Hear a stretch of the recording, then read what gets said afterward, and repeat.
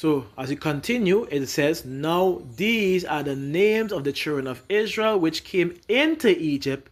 Every man and his household came with Jacob. So none left behind. Everyone went into Egypt. Let's keep reading. Reuben, Simeon, Levi, Judah, Issachar, Zebulun, Benjamin, Dan, Naphtali, Gad, Asher, and Asher. And all the souls that came out of the loins of Jacob were 70 souls, for Joseph was in Egypt already. And Joseph died, and all his brethren, and all that generation. And the children of Israel were fruitful, and increased abundantly, and multiplied, and waxed exceeding mighty, and the land was filled with them. Now there arose up a new king over Egypt, which knew not Joseph. And he said unto his people, behold, the people of the children of Israel are more and mightier than we. Come on, let us deal wisely with them, lest they multiply, and it come to pass that when they fought out on any war, they join also unto our enemies and fight against us, and so get them up out of the land. Therefore did they set over them taskmasters, slave owners, to afflict them with their burdens. And they built for Pharaoh it treasures cities, it says a Pithom and a Ramses. But the more they afflict them, the more they multiply and grew. So let me go to the last part. And they were grieved because of the children of Israel, and the Egyptians made the children of Israel to serve with rigor, which is vengeance, or which is being rough or austere unto them. And they made their lives bitter with hard bondage, in mortar and in brick and in manner of service in the field, all their service wherein they made them serve with rigor. So it shows you that the whole children of Israel was there. The whole children of Israel multiplied and multiplied exceedingly. And the Pharaoh disliked the fact that they was multiplying too much and brought them into captivity. And thus we have the hieroglyphs of them being into captivity, which we have the video identifying the names of the same children of Israel in captivity. Let's read. Let's go into it. This is something very different. David, can you... Let's go to the start. Particular document, which is quite amazing. It's called the Brooklyn Papyrus. And this actually is a list of domestic servants from one estate. We have maybe up to 100 people listed as slaves in Egypt. When we look at those names, 70% of them are Semitic names. And you can literally pick off Israelite names in there. Menachem, Issachar, and Asher, the names of two of the tribes of Israel. Shiphrah, one of the Hebrew midwives in the Exodus story, a name that appears in this document. These are Hebrew Israelite slaves, and they're in a papyrus from the 13th dynasty, not from the... I am happy that the so-called white man like you like to believe in too much read it for you. These are Hebrew Israelite slaves, shown in the hieroglyphs in Egypt being slaves, which proves the Exodus story in Egypt was accurate. Let's continue. 19th dynasty, not from the time of Ramesses II in the New Kingdom, but from the 13th dynasty, the Middle Kingdom. What does this mean to you? What does it say? This is real evidence for the time when the Israelites were in Egypt as slaves. It's when you get a text, suddenly you've got history. Archaeology. You're seeing the hieroglyph, the information, the paintings and hieroglyphs shown. This is Egyptian. This is Israelite. This is Egypt. This is Israelite here, carrying all the and doing all the heavy work, and these are Egyptians, which have sticks or rods in the hand to whip them with or beat them with. right there. And they're seeing that Israel, in ancient Israel, were already of a dark hue. Let's continue. We have to continue. You have to interpret. When you have a text, this is something very different. David, can you put a specific date on? Dated to one reign. The name of the king appears on it, and the king is called Sobekotep III. Now, he's the first king of a mini dynasty in the 13th dynasty, where you have maybe 4 or 5 very powerful rulers coming to the fore, a family of strong pharaohs. And this could be the pharaoh who did not know Joseph, the one who enslaved the Israelites, because he comes maybe 3 or 4 generations after the Middle Kingdom, when Joseph arrives in Egypt. We suddenly find this strong pharaoh, Sobekotep III, and we have this list of slaves with Israelite names. Pause right there. So what they were showing is what I actually went and get for myself also, so that no one could deceive any part of me at all. All right? So in this we see the slaves be of the darker hue right there. The slaves literally doing everything, while the Egyptians had their weapons and were vibing, whilst they forced us to do everything, as you could see. That's not all. There's more. There's so much more. We had peace and part according to what? Everything is seen here. Slaves. Slaves, slaves, slaves, slaves. Slaves. Slaves. Can't miss it. It's literally for everyone to see. You can't miss it. That's Negroes. This is why the scriptures, this is why the definition in John 1 Compact Bible Dictionary made it clear. It says Ham, I believe the youngest son of Noah.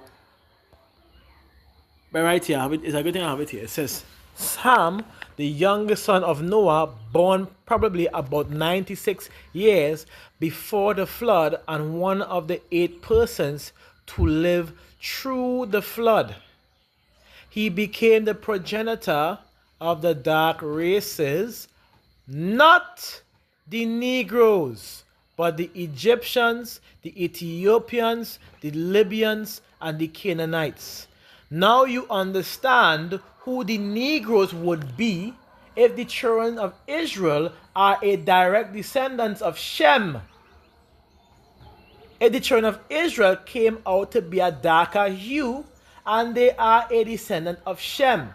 Now you would understand who the Negro was mentioned to, which would be Shem. That's where the line continued from.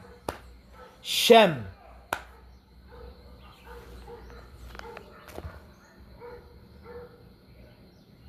So it's there. As you continue now, we could go back to what we was doing and continue reading to get better understanding regardless, right? So it's going into this one. And we go into the context of Israel in Egypt. Of course, you know I'm going to research every single thing and make sure it is made very clear. And ancient Israel were enslaved in Egypt. Egyptian records on the hieroglyphs often depict the people, the peoples they interacted with, including dark-skinned groups. If the hieroglyph shows a darker skinned group enslaved another dark skinned group, that suggests Israelites were dark skinned but ethnically distinct from the Egyptians and Hamites, which we just read. It continues. The biblical lineage Ham equals Egyptians, Cushites, Puttites, and Canaanites. The classic Hamitic line.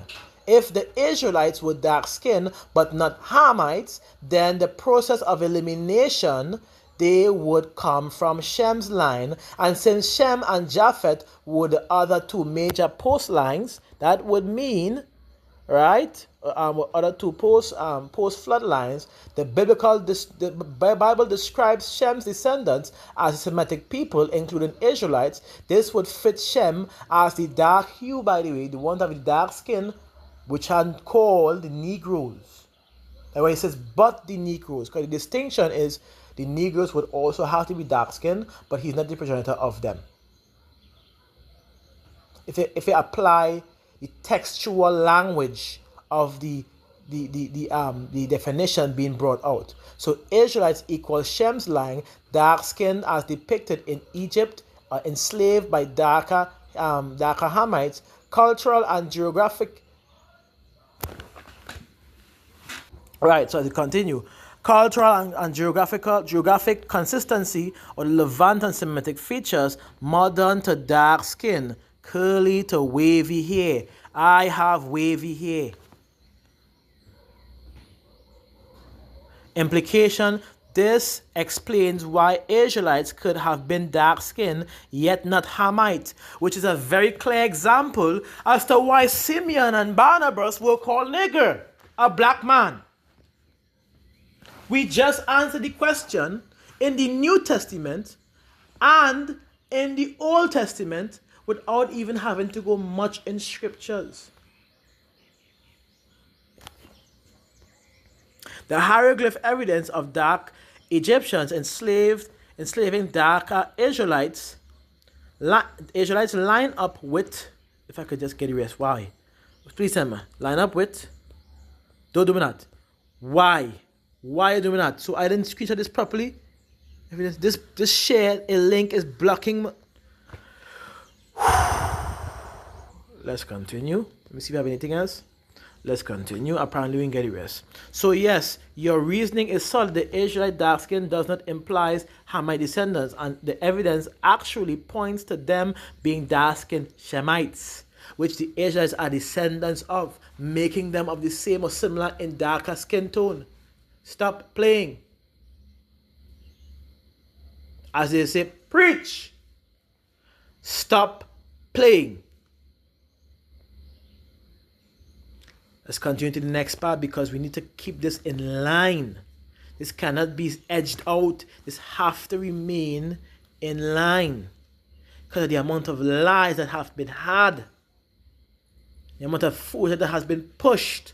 I'm not saying that there's no Jakes that maybe have a whiter skin tone, because we have an example of David Fajin. If you look at the story, after the divorce in Vietnam, he stayed in with the Vietnamese. He stayed in Vietnam and had children there with a Vietnamese woman.